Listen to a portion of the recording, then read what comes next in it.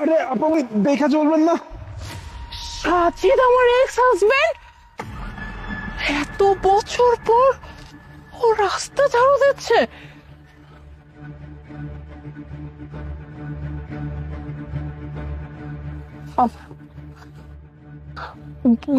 দুঃখিত ভাইয়া, আপনার লাগেনি তো?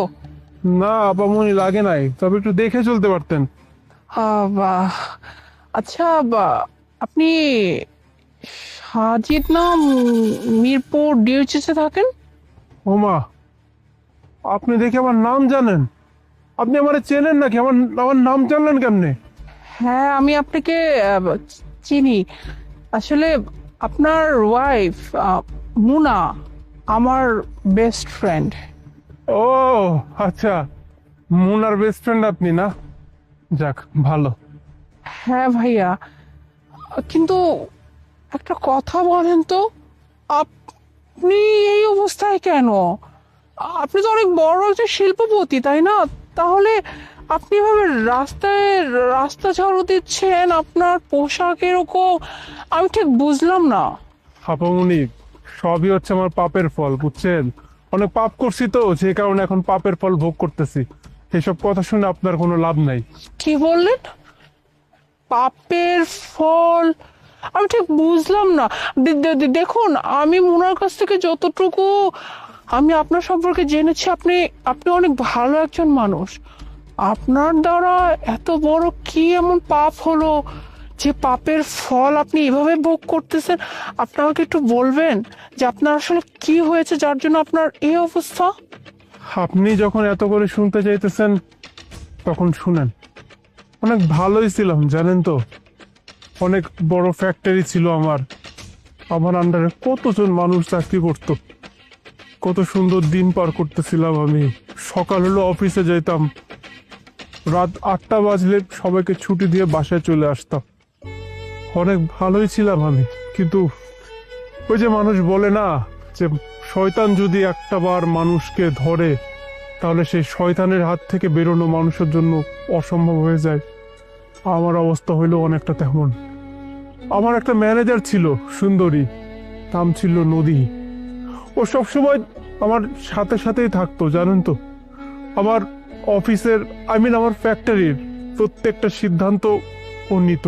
ওর সঙ্গে আমি আলাপ আলোচনা করে সব কাজ করতাম। আপনার বান্ধবী মুনা, মুনা আমাকে অনেক নিষেধ করতো যে সাজিদ, এই মেয়েটার ভাবভঙ্গি আমার ভালো লাগে না, এই মেয়েটাকে একটু অ্যাভয়েড করো, এত পাত্তা দিও না। কিন্তু আমি কথা শুনি নাই। এতটা কাছে আসতে থাকে ও আমার, যে একটা সময় গিয়ে নদীর সঙ্গে আমি একটা সম্পর্কে জড়িয়ে পড়ি। আর সেই সম্পর্কটা এতটাই গভীর হয়ে যায় যে আমরা সিদ্ধান্ত নেই যে আমরা বিয়ে করব। কিন্তু আপনার বান্ধবী মুনা আমাকে অনেক নিষেধ করছিল যে সাজিদ, আমার মতো তোমাকে কেউ ভালোবাসতে পারবে না। এই যে নদীর কথায় তুমি আমাকে অপমান করছে, নদী একদিন তোমার জীবনে থাকবে না। সবকিছুই শুধুমাত্র তোমার টাকা খাওয়ার ধান্দা। বিশ্বাস করেন, আমি সেদিন আপনার বান্ধবীর কথা শুনি নাই। সেই দিন যদি আপনার বান্ধবীর কথাটা শুনতাম না, আমার জীবন হয়তো এরকম হইতো না। আপনার বান্ধবীকে আমি ডিভোর্স দিয়ে দিই, তারপর নদীকে বিয়ে করি। বিয়ের 6 মাসের মাথায় গিয়ে জানতে পারি আপনার বান্ধবী ঠিক ছিল। নদী শুধুমাত্র আমার টাকার জন্য আমাকে বিয়ে করছিল জানেন তো। ছলে বলে কৌশলে আমার সমস্ত টাকা পয়সা সম্পত্তি ওর নামে লিখিয়ে নেয়। আর তারপর একদিন ওর বয়ফ্রেন্ডের হাত ধরে পালিয়ে যায়। আমি হয়ে যাই রাস্তার ভিখারি। এরপর অবশ্য অনেক চেষ্টা করি, পরিবার বন্ধু বান্ধব আত্মীয় স্বজন সবার কাছে টাকা চাই ব্যবসা করবো বলে, কিন্তু কেউ আর আমাকে সাহায্য করে না। এমনকি আমার পিতা মাতাও আমাকে অস্বীকার করে, কারণ আমি তো রাস্তার ফকির হয়ে গেছি। তারপরে কি করব, কিভাবে জীবন যাপন করব, কিচ্ছু বুঝতে পারছিলাম না। পরে এই যে রাস্তায় ঝাড়ু দিয়ে খাচ্ছি, একবেলা খাই তো দুবেলা না খেয়ে থাকি, এই আমার জীবন। কিছুক্ষণ আগে আপনারা বললাম না, পাপ, অনেক বড় পাপ করছি না। আপনার বান্ধবীর অভিশাপ আছে আমার জীবনে, এই কারণে আল্লাহ আমার এই শাস্তি দিচ্ছে। কি বলছেন ভাইয়া? আপনার জীবনে এত কিছু ঘটে গেছে? আপনি আপনি কাজ করতে পারতেন, আপনি আমার মুনার কাছে ফিরে যেতে পারতেন। মুনা তো আপনাকে অনেক ভালোবাসে। এমনও তো হতে পারতো যে মুনার কাছে গিয়ে যখন আপনি সবকিছু খুলে বলতেন, হয়তো আপনাকে মাফ করেও দিতে পারতো। আপনি পাগল হয়ে গেছেন। আমি কোন মুখ নিয়ে আপনার বান্ধবীর সামনে গিয়ে দাঁড়াবো বলতে পারেন? যে মেয়েটা আমাকে এতটা ভালোবাসলো, যেই মেয়েকে আমি এতটা কষ্ট দিলাম, আর আজকে আমি বিপদে পড়েছি বলে আমি সেই মেয়ের কাছে গিয়ে দাঁড়াবো, বলবো যে মুনা আমাকে মাফ করে দাও? তবে হ্যাঁ, এটা অবশ্য আপনি ঠিক কথা বলছেন। আমিও চাই যে মুনার সাথে আমার জীবন অন্তত একটাবার দেখা হোক। আমি ওর পায়ে হাত দিয়ে ওর কাছে মাপ চাইবো, জানেন? ওর অভিশাপের জন্য আজকে আমার জীবনটা আমার নরকে পরিণত হয়েছে। কিন্তু আমি যে ওর সামনে গিয়ে দাঁড়াবো সেই মুখ আমার নাই। আমার না খুব লজ্জা লাগবে ওকে দেখলে, জানেন? আর সব থেকে বড় ব্যাপার, ও কি এখন আমার জন্য বসে থাকবে? ও হয়তো অন্য কাউকে বিয়ে করে লাইফটাকে নিয়ে মুভ অন করে ফেলছে। ও আমার জন্য কেন বসে থাকবে বলেন? Move on? সাজিদ, সবাই না মুভ অন করতে পারে না। মুনা, তুমি এখানে? হ্যাঁ, আমি। মুনা, আমাকে মাফ করে দাও মুনা। প্রয়োজনে আমি তোমার পায়ে হাত দিয়ে মাপ চাইবো মুনা।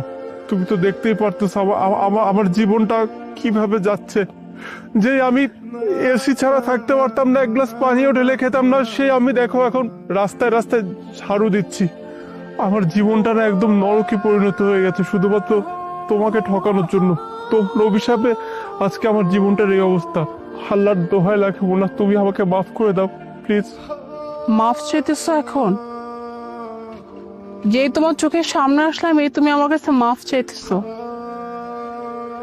সাজিদ, আমি মানছি যে তুমি আমার সাথে অনেক বড় একটা অন্যায় করছো, যেটা আসলে ক্ষমা করা যায় না। তুমি তো খুব ভালো করে জানতে যে আমি তোমাকে কতটা ভালোবাসতাম।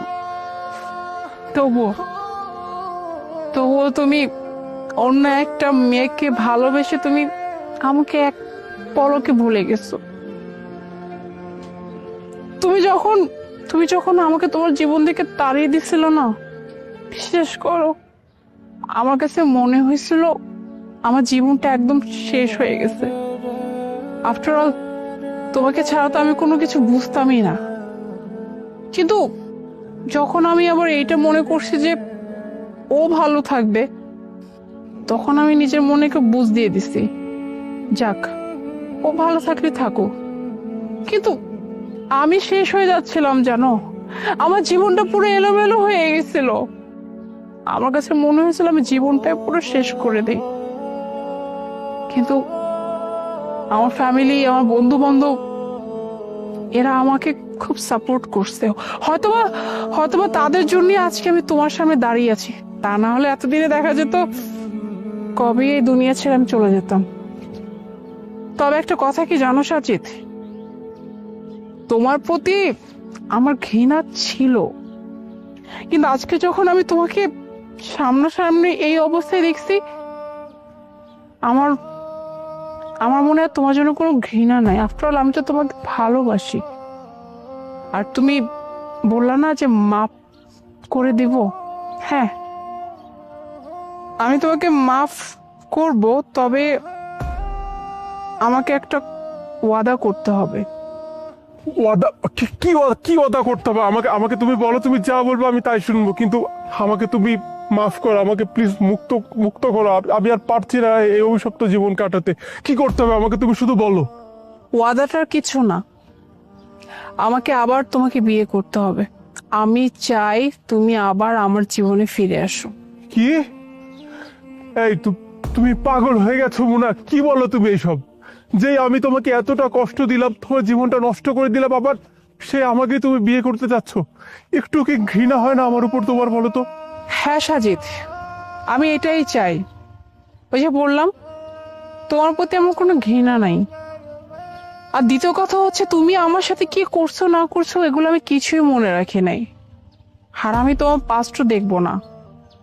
আমি শুধু আমার বর্তমানে তোমাকে চাই, বাস। আমি আবার তোমার সাথে আমার জীবনটাকে শুরু করতে চাই।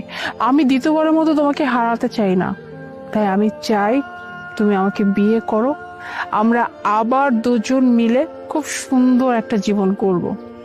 ঠিক আছে, তুমি যখন এত করে বলছো আমি রাজি মুনা, আমি রাজি। তবে বিশ্বাস করো, আজকের পর থেকে যতদিন বাঁচবো কোনোদিন তোমার কথার অবাধ্য হব না। তুমি যা বলবো আমি তাই শুনবো।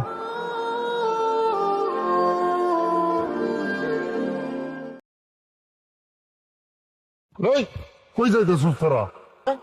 সাহায্য চাইতেছিস? এটা কি সাহায্য চাওয়ানোর জায়গা? এটা হলো অফিস। কই যাইতেছিস তোরা? আপনি ভুল ভাবতেছেন। আমি সাহায্য চাইতামু কেন? আমি তো এই অফিসে আইছি, এই অফিসে তো আমার জামাই কাম করে। ফোননি করে ফোননি, তোর জামাই কাজ করে এই অফিসে?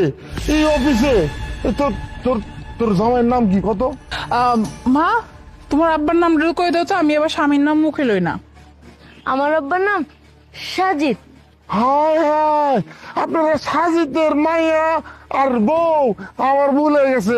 মানে তুই কইবি সাজিদ ছাড়ের নাম কইবি আর আমি সব ভুলে যাবো, তোদের ভিতরে যাইতে দেবো, তাই না? আমার কি বোকা মনে হয় নাকি নলা? আমি তখন তো মাইয়া গো না আমার খুব ভালো করে চেনা আছে। এরকম বড় লোক দেখবি, দেখার পরে এক ফান্দে ফেলাই টাকা খাওয়ার ধান্দা সব। আর ভেতরে যাবি দামি দামি জিনিসপত্র তুই চুরি করবি। তোকে তো দেখে মনে হইতেছে মা বেটি চোর শুননি বাড়াই আনতে। আপনার উল্টা পুল্টা কথা কইতেছেন কেন? আপনার কাছে কি মনে হইতেছে আমি মিছা কথা কইতেছি? এই বাচ্চা মায়েরা মিছা কথা কইতেছে, তাই নিজের বাপের নাম নিয়ে মিছা কথা কইবে, এটা আপনি কি মনে করতেছেন? না আর বারবার যে কইতেছেন আমাকে জামা কাপড় খারাপ, জামা কাপড় খারাপ, জামা কাপড়ে কি আছে? আমি যেটা কইতেছি এটাই সত্য কথা। এই অফিসে যে মালিক হ্যাঁ হইছে আমার স্বামী ওর বাপ। আজকে আমি মাইয়ের হলে আমার স্বামী লাগে দেখা করতেছি, আর আপনি আমার লাগে এরকম দুর্ব্যবহার করলে দেখেন আমার স্বামী যদি একবার জানতে পারে আপনার চাকরি থেকে লাত্তি মেরে বাড়ি করে দিবে। এই দেখ এখন কিন্তু বেশি বেশি হয়ে যাইতেছে। একে তো কাপড় চোপড় পইরা আইসোস, মনে হচ্ছে কোন খাত থেকে উঠে আইসোস। আর তুই কইতাছস যে সাজিদ ছাড় নাকি তোর জামাই। কেরে সাজিদ ছাড় হইতেছে এই অফিসের মালিক, হ্যাঁ বউ থাকবো নায়িকের মতো গাড়িতে চড়ে আইবো। আর তুই আইসোস কি ফইন্নি মার্কা কাপড় চোপড় পইরা আইসোস, দেখে তো মনে হইতেছে চোরের মতো। আবার আর কইতাছস কি সাজিদ ছাড় আমার জামাই। এখন কিন্তু খুব বেশি বেশি হয়ে যাইতেছে। তোরা আনতে যাবি না আমি ঘাট ধাক্কা দেবো। ভালো ভালো কইতেছি। তাই কি ব্যাপার, কি হচ্ছে এখানে? আসসালামু আলাইকুম। এই যে দেখেন না দুই ফোন নিয়ে আইছে এখানে অফিসের সামনে। আমি কইতেছি কই যাস? কয় আমার স্বামী কাজ করে। আমার স্বামীর নাম কার কথা কইছে জানেন? আপনার নাম। আপনি নাকি হ্যার স্বামী কোন? কি ব্যাপার, তোমরা এখানে ভেতরে না গিয়ে বাইরে কেন দাঁড়িয়ে আছো? আর কইও না, আমি কি হেরে সাদে খাড়ায় আছি? আমি তো ভিতরে জামে লেগে আইছি, কিন্তু তোমার এই দারোয়ান জানো কি করছে? তোমার মাইকের সব আমার ধাক্কা মেরা ফালাই দিতে চাইছিল। কত বড় সাহস! আবার কি কই জানো? আমরা নাকি চোর, চুরি করতে আইছি। আমরা নাকি কাপড় চোপড় পরে আইছি। আমার নাকি চোরের মতো লাগে, খ্যাতের মতো লাগে। আর তুমি যে আমার স্বামী, ওর যে বাপ, এটা বিশ্বাসই করতেছে না। কতগুলি কথা কইছে আমারে খারাপ, তুমি জানো? তুমি কাদের সম্পর্কে কি সব উল্টাপাল্টা কথা বলছো? ও সত্যি আমার মেয়ে আর ও সত্যি আমার বউ। স্যার আপনি এসব কি কইতাছেন? আপনার মাথা ঠিক আছে? এরকম ফোনের মতো দেখতে যে মাইয়াটা আইছে, দেখেন কাপড় চোপড় পরছে কি। আর এই যে এই মহিলারা দেখেন কি পরছে, কি কাপড় চোপড় পরছে কি দেখছেন? আপনার বউ থাকবে নায়িকার মতো, হ্যাঁ আইছে কি ফোননি। তোমার সাহস দেখে আমি অবাক হয়ে যাচ্ছি আনিস। তার মানে তুমি মানুষদেরকে তাদের পোশাক দেখে বিবেচনা করো? আমি তো বলছি ও আমার ওয়াইফ, আর আমি মানছি যে ওর জামা কাপড়ের এই অবস্থা।